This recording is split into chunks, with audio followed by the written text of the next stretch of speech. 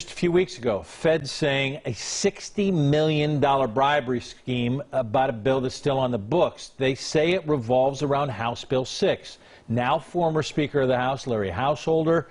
Well, today, Householder's still a rep, but he's pleading not guilty to accusations against him. And there's still a push, though, from both sides of the aisle to remove House Bill 6 from the books. NBC4's Adrian Robbins joining us now live from the State House with more on this back and forth. Adrian. Well, Darlene, House Bill 6 is a $1 billion nuclear bailout, and how it was passed has several people, including the former Speaker of the House, Larry Householder, facing federal charges.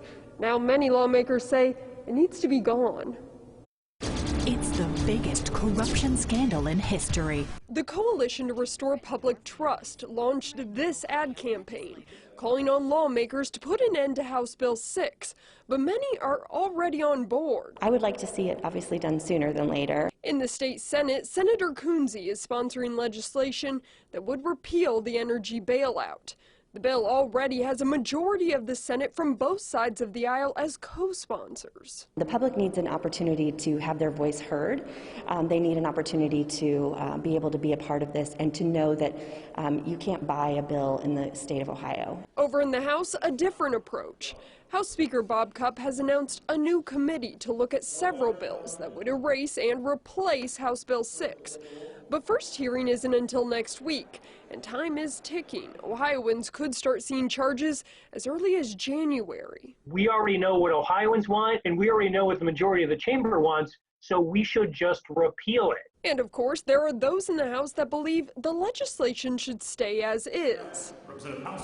Yes, Representative House. I think the former speaker is going to advocate for the legislation that has now put him in the center of a criminal inquiry. Representative Householder may be facing federal charges for his alleged part in passing House Bill 6, but he's still a lawmaker and is lobbying for it to remain. I think it was great legislation.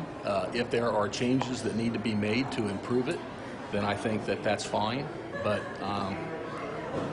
I think that it's good legislation. And if House Bill 6 is repealed, there are many lawmakers, including Governor Mike DeWine, who believe it should be replaced as well. Local for you at the State House, I'm Adrian Robbins, NBC4.